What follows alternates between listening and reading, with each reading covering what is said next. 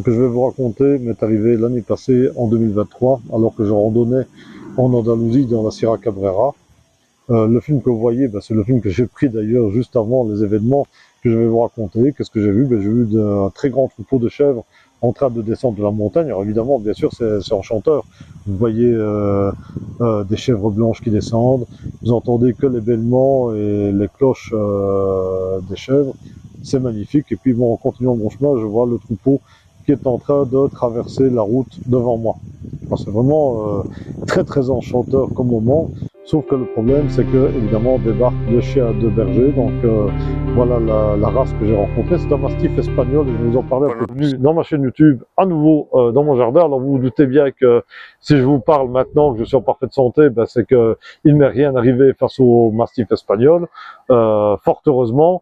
Mais c'est une aventure dont que je tenais à partager avec vous. Pourquoi? Parce que quand il y a un mois, j'ai fait ma vidéo sur ma mésaventure face aux chiens errants en Mauritanie en 99, il y a des personnes qui ont réagi, qui ont parlé d'une personne qui a réagi, qui a parlé d'une mésaventure face à des chiens de berger en randonnée. Et c'est là que je me suis dit, comme il m'arrivait quelque chose de similaire, autant partager cette aventure avec vous.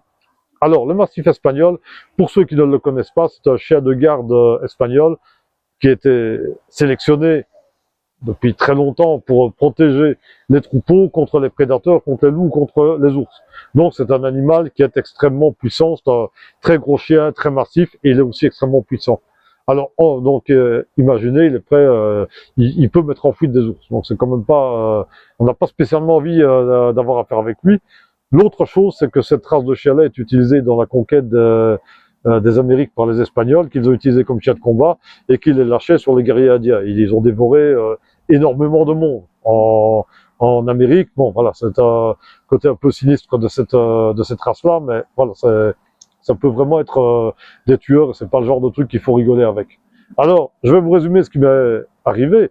Je marche dans la montagne, je vois des troupeaux de chèvres autour de moi sur les montagnes. Je trouve ça enchanteur, je les entends, ils sont en train j'entends les bêlements partout, les bruits des cloches. C'est génial. Puis je continue à marcher. Je les vois qui traversent la route. Et j'arrive face au troupeau qui continue à traverser la route. Et bon, moi je veux continuer mon chemin, etc. Et qu'est-ce que je vois? Je vois cet énorme chien, couleur fauve, noir et fauve, qui arrive en face de moi. Il se met debout devant moi sur le sentier. Il me regarde droit dans les yeux. Qu'est-ce que vous allez faire dans ce cas-là, face à ce type de chien? Alors, vous voulez foutre le camp, vous courez, c'est une très mauvaise idée. Jamais courir devant un chien comme ça. Jamais courir devant lui. Vous courez devant n'importe quel animal prédateur, donc que ce soit un chien, même un chat, évidemment un loup, un ours, etc. Pareil, lui il va vous poursuivre. Il a le réflexe de poursuite, il va vous rattraper, il va vous massacrer. Donc c'est pas une bonne idée, fuir, ça ne sert à rien. Le chasser. Ah, vous allez dire, ouais, je vais faire mon malin, je vais faire le grand, je vais crier. C'est pas une bonne idée. Pourquoi? Parce que ce chien-là, il est là pour donner sa vie, pour protéger le troupeau de ses maîtres. Il est prêt à se faire tuer par une meute de loups, par un ours, etc. Mais pour que les chèvres, il leur arrive rien. Donc, vous essayez de le chasser, vous allez créer une escalade, il va vous rentrer dedans, il va vous massacrer aussi. Donc, voilà. Donc, ce qu'il faut faire face à ce genre d'animal-là, c'est essayer de désescalader. Vous reculez, vous partez. Voilà, il faut s'éloigner, mais ne lui tournez pas le dos, gardez toujours face à lui. Évidemment, moi c'est pas ce que j'ai fait, parce que j'avais ma femme et mon fils avec moi, ils avaient vraiment très très peur. Qu'est-ce que j'ai fait face au chien qui me regardait comme ça? Vu qu'il ne bougeait pas, qu'il ne faisait que de me regarder, j'ai commencé à lui parler pour désescalader. Bonjour le chien, etc. C'est comme ça que je lui ai parlé. Vous imaginez, vous êtes quelque part, vous tombez vous êtes dans une propriété, vous tombez face au propriétaire, face à un agent de sécurité, bonjour monsieur, etc. Voilà, c'est ce que ça permet, vous faites un sourire, ça permet comme désescalader. Face aux animaux, c'est pareil. Donc j'ai essayé de désescalader avec lui, je dis bonjour le chien. Il me regarde, et qu'est-ce que je fais? Dans ce cas-là, pour bien lui montrer que je ne suis pas de menace, je me suis mis accroupi devant lui et je lui ai tendu la main. Je lui ai dit bonjour le chien, je continue à lui parler. Qu'est-ce qu'il a fait? Il s'est rapproché de moi et il est venu sentir ma main.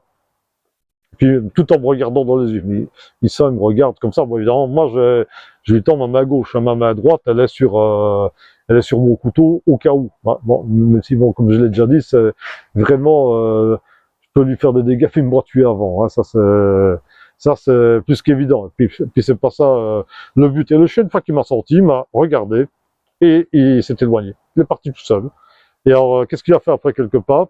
Il a levé la patte, il a fait un énorme pipi pour montrer quoi? Ben ça, c'est la ligne, tu ne la traverses pas. C'est moi le chien de garde. Je suis en charge de ce troupeau. Tu t'approches pas, c'est bon. Et il est parti avec le reste du troupeau. Moi, évidemment, ben, j'ai rebroussé chemin, ce qui était la meilleure chose à faire.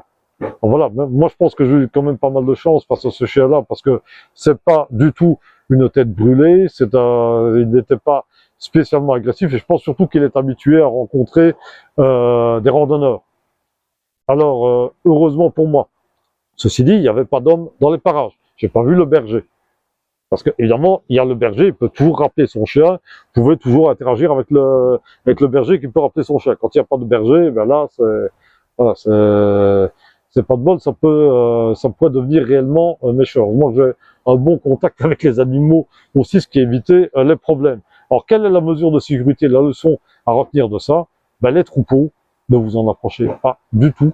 Et si vous voyez des troupeaux, partez dans le sens opposé, ça évitera de tomber évidemment sur les chiens. Alors évidemment, le mieux, c'est si vous voyez le berger, que vous pouvez avoir un contact avec lui, si vous allez prévenir que vous allez passer, ça va vous éviter un accident avec les chiens.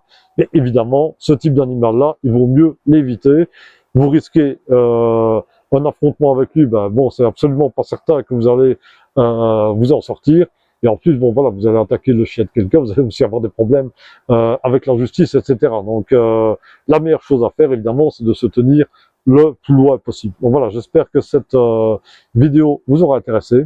Je vous souhaite une très très bonne fin de journée et n'hésitez pas à mettre un j'aime, à partager, à mettre à mettre vos commentaires, parce que j'aime bien quand c'est très très interactif.